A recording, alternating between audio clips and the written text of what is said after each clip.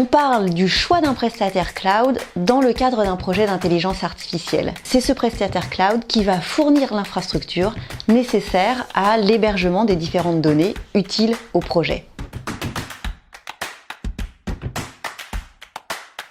Les premières questions classiques d'un point de vue juridique à aborder sont celles qui sont relatives aux garanties contractuelles proposées par le prestataire. Il peut s'agir des engagements de niveau de service, des plafonds de responsabilité ou également le sujet de la loi applicable au contrat.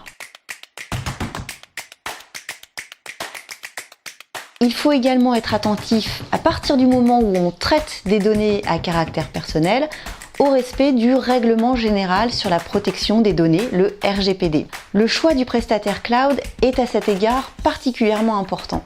C'est sa conformité au RGPD sur les aspects techniques, organisationnels, de sécurité, qui va conditionner votre capacité à traiter légalement les données en tant que responsable de traitement. La première question à se poser, c'est celle de savoir où seront localisées les données. La localisation d'infrastructures est un élément clé dans le choix du prestataire cloud et de ce qu'il propose dans son offre contractuelle. À partir du moment où les données sont stockées en dehors de France ou de l'Union européenne, ça s'analyse juridiquement comme un transfert de données hors Union européenne. Une telle opération ne devrait être envisagée que si le pays destinataire assure un niveau de protection adéquat aux données personnelles sur un mode à peu près similaire à celui accordé par l'Union européenne et ou si l'opération est encadrée par des mécanismes contractuels ou juridiques adaptés tels que les clauses contractuelles type de la Commission européenne.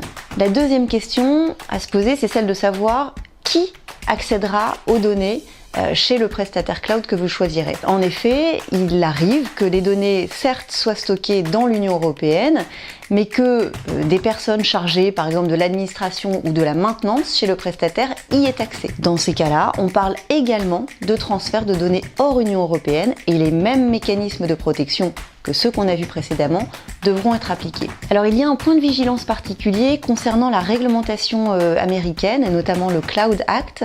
La Cité de l'IA a consacré un petit déjeuner au sujet lié à la souveraineté des données et je vous invite à vous y référer si ce sujet vous intéresse.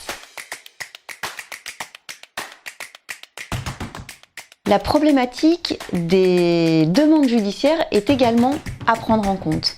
En effet, dans l'hypothèse où vous feriez l'objet d'une enquête pénale ou d'une action judiciaire au civil, il est possible que l'on vous demande ou qu'on demande à votre prestataire cloud une copie des données qui sont hébergées.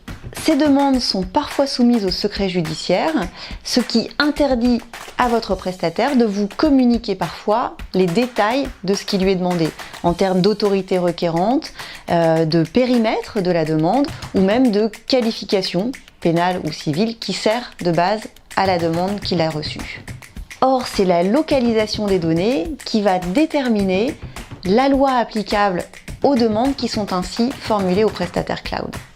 Il est particulièrement important dans ce contexte de connaître les rouages judiciaires ou extrajudiciaires du pays concerné afin de défendre au mieux vos intérêts. En effet, d'autres réglementations sont en cours d'adoption ou ont été récemment adoptées et auxquelles il faut prêter attention. On pense notamment au règlement européen sur l'intelligence artificielle, auquel nous avons déjà consacré une précédente vidéo Ask Viviane, mais aussi au Cybersecurity Act ou à d'autres réglementations sectorielles sur les objets connectés. Dans ces différents cas, il est important d'associer l'informatique et le juridique pour anticiper l'application de ces différentes contraintes.